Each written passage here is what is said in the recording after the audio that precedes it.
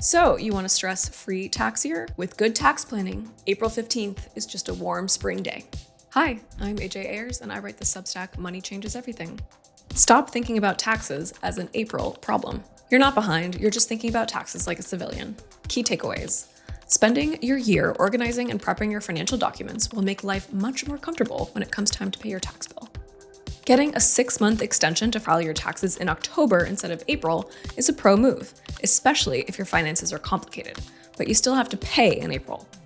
Spending real money on a good CPA who you can keep in touch with throughout the year is worth every penny. I want you to stop thinking of taxes as an April problem. First of all, taxes aren't a problem. They shouldn't be something you think about or worry about at all. They're a fact of life. Something that should be happening in the background, like central air conditioning. You don't necessarily notice it if it's working, but if it breaks, it's uncomfortable. You adjust to heat or AC as needed. That's how taxes should work. You set the temperature and things adjust. It's helpful to know what you might owe so you can pay on time and avoid penalties. So, you want a stress-free tax year?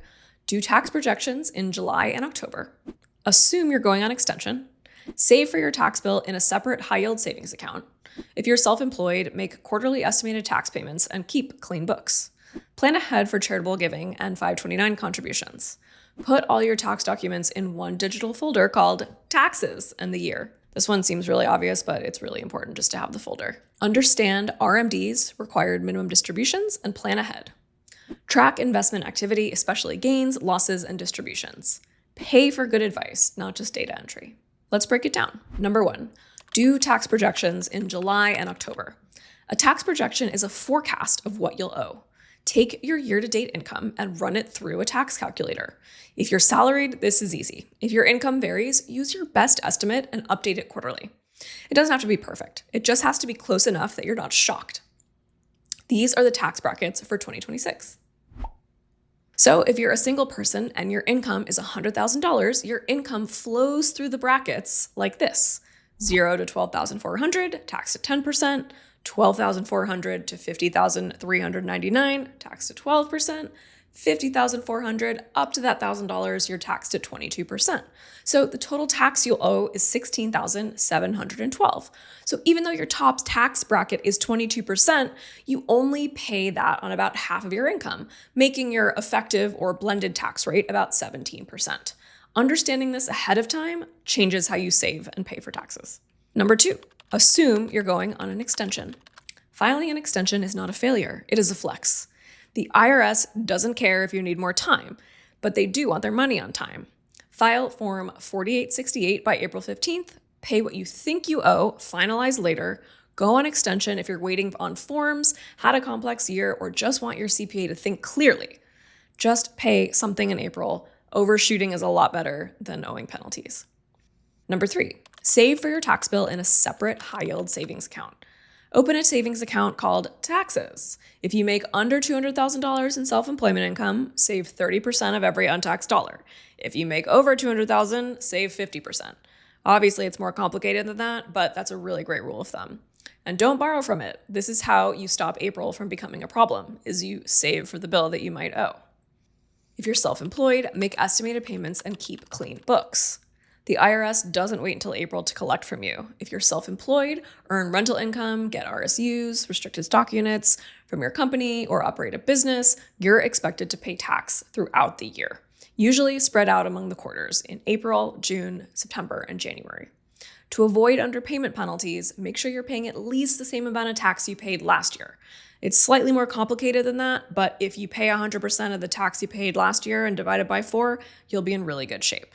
For example, if you made $100,000 in self-employment income last year and paid $30,000 in federal taxes, the IRS wants 1/4 of that every quarter, if you're going to make at least that same amount this year.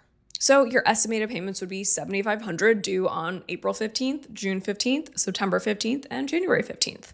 Use a basic spreadsheet, hire a bookkeeper, or sync with your accounting software. You probably use QuickBooks. Be aware of your numbers, especially your profit margin, and reconcile your books on a monthly basis. That means categorize all your expenses and understand what your income is. Messy and incomplete QuickBooks is a surefire way to turn taxes into a giant ball of stress. Without a well-kept record of your income and expenses, your tax return will be a mess, and your CPA will either charge you more or miss something important. Number 5, save and plan early for charitable giving and 529 contributions. Deadlines are not suggestions. They're your last chance to contribute for the year. If you want to get the most out of tax-advantaged accounts like 529 plans or charitable gifting strategies, timing matters. A 529 plan is a tax-advantaged account designed to help you save for education expenses.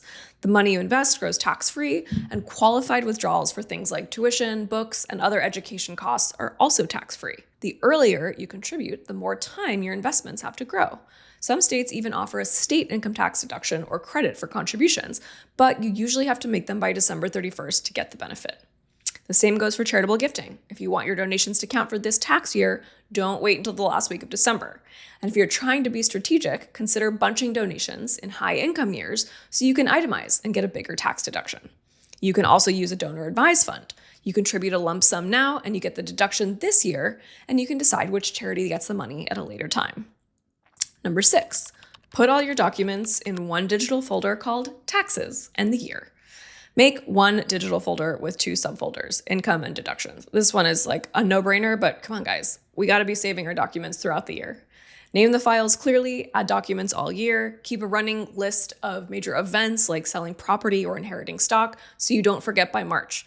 Trust me, we all forget, even big events. The year is a very long time. I cannot remember anything that happened in Q1 of last year. Number 7, understand your RMDs. If you have a traditional IRA or 401k, you'll eventually have to take required minimum distributions starting at age 73. I imagine that's a little far away for some of you. But if you take too little out or miss that deadline, the IRS can hit you with a pretty steep penalty. And if you inherit a retirement account, which probably applies to more of you, say your dad's IRA, you usually have to withdraw all the money within 10 years, even if you're not retired. That can mean a much bigger tax bill than you expect if you didn't plan for it. Even if this feels far off, knowing the rules early gives you more time to make smart moves, like converting to a Roth in low-income years or spreading withdrawals out before they become required. Number 8, track investment activity, especially gains, losses, and distributions. Selling stock in March and forgetting about it is how you end up writing surprise checks to the IRS a year later. Track realized gains and losses throughout the year. Your brokerage won't warn you. They'll just send you a tax form at the end of the year, often with the wrong cost basis or none at all. We see this all the time, where if your broker reports a sale, they don't actually record what you paid for it, so it's your job to track that information.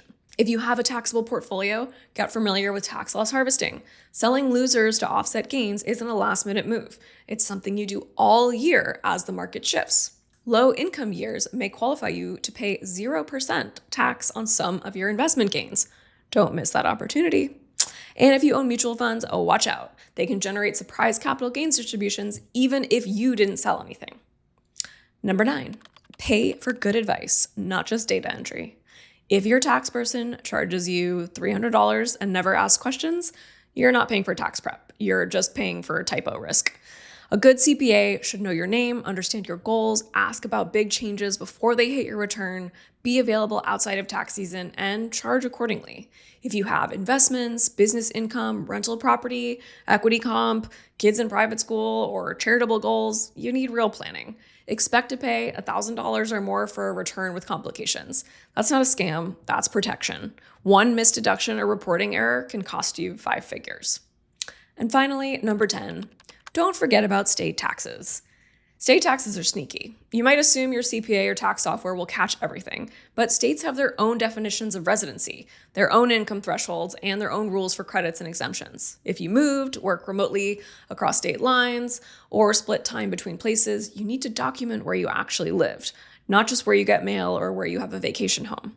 Keep a day count, save lease agreements, utility bills, or anything that proves where you were and when.